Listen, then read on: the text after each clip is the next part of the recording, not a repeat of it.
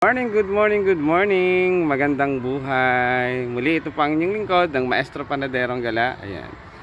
Mag-updates po tayo sa ating gulayan sa paaralan ng ating mga, ayan, pipino. So dahil po ang pipino ay namumunga at namumulaklak na, ayan, minarapat po nating lagyan ng mga net yung ating mga bunga. Ayan, para protection na rin po, para hindi, ayan, para hindi po siya dapuan or kainin ng mga fruit fly. Ayan, isa po sa mga mapanira na mga insekto sa ating mga tanim o mga bunga ang fruit fly. So mas advisable pong gamitin natin ito, ang net.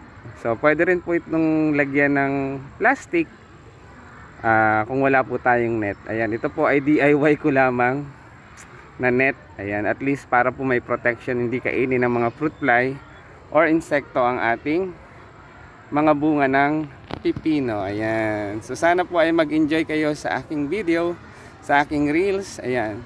Kapag nagustuhan nyo po, i-like nyo po and i-share nyo na rin po para mapanood ng buong mundo. Thank you for watching. Ayan. So isang tips na naman po. Kapag po tayong may mga bunga tulad ng ampalaya, pipino, talong, patola, pwede po natin lagyan ng ganito ng mga net para protection at hindi kainin ng mga insekto tulad po ng mga fruit flies. Ayan. So meron nga po akong mga nakita na bunga na mayroong konting damage na gawa po yun ng fruit fly. So lagyan na po natin. So kahapon po ay nalagyan ko na yung iba. Ayan, tingnan nyo po, nasa net po sila. Ayan, oh. Ayan po, itong net na to ay bigay sa amin ng Department of Agriculture, City of Calamba. Ayan, maraming salamat po. At siyempre sa ating partner, ang NUPAP program. Ayan, sa region na office. Ayan po, sila po ang nagbibigay sa atin ng mga intervention. Ayan, maraming salamat po. At ito pong net na to ay sobra, sabi ko dun sa gumawa ng aming greenhouse. Huwag nyo pong itapon dahil alam kong mapapakinabangan at magagamit ko pa to. Thank you for watching. Ayan. So lagyan na po natin muli ng mga net yung iba kasi kahapon po kulang yung ating fish net. Ayan, ito po. DIY lang po yan, yung pinagtiyagaang tahiin ni Maestro Panaderong Gala. Ayan, manghuhuli tayo, may sima. Ayan. So lagyan na po natin yung mga bunga na hindi pa nadadapuan ng mga fruit fly or mga insekto. Ayan. Hanapin natin ang mga bunga. Ayun, doon sa kabila po, lagyan po natin. Ayan, so pasensya na po, wala po akong cameraman, kaya DIY lang po yan. Ito po yung fish net. Lagyan natin yung mga bunga, sayang. Ulipat ako dun sa kabila. Sayang ang bunga.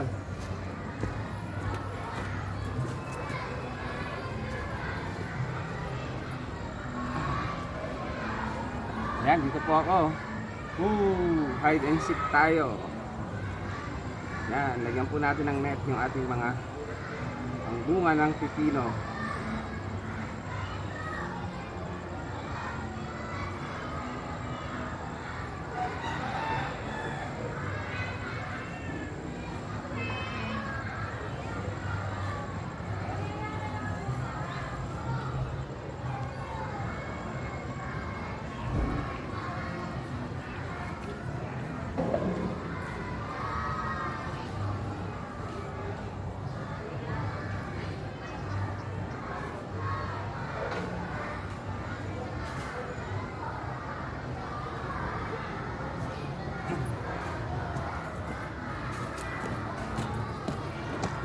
Ayan, thank you for watching. Tanong po, sir, kailan po pwedeng lagyan ng net or ng plastic or ng papel ang mga bunga tulad ng pipino? Ayan, magandang tanong po yan. So, kapag nakita nyo po yung bulaklak is medyo natutuyo na, ayun, pwede na po siyang lagyan ng ganito.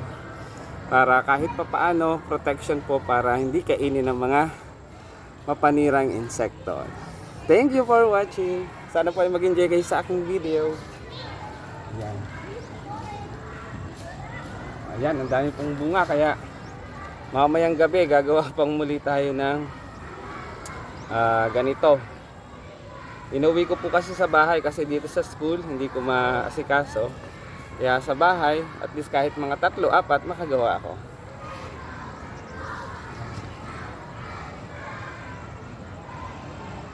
So, pakita ko lang po sa inyo kung kailan. So, kapag ganito na po yung ating bunga, ayan.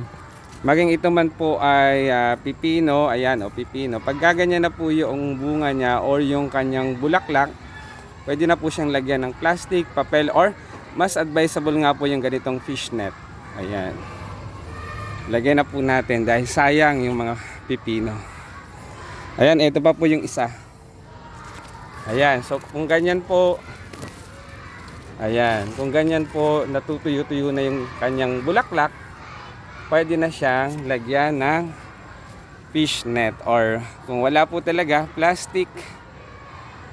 Kahit yung plastic po dapat may butas-butas para hindi po mainit, kasi pag plastic po medyo mainit siya, nagmo-moist. So ang mangyayari ay mamamasa-masa yung bunga, magkakaroon ng diferensya. Ayan. So sana po ay meron kayong natutunan at sana po ay nag-enjoy kayo sa aking video.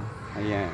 Kapag nagustuhan niyo po, ay i-like niyo po at i-share niyo na rin po para mapanood ng marami o ng buong mundo. Thank you for watching. Tuloy ko lang po yung aking ginagawa. Ayan.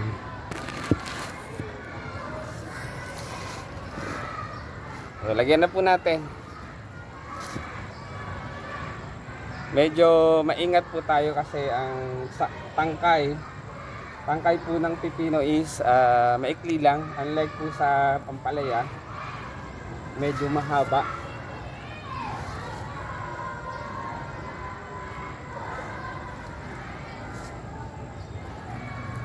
Yan, so itatali po natin yung net para hindi siya mahulog. Yan. Ayan, so hindi na po siya gaano dadapuan ng mga fruit fly kasi nga po meron na siyang net.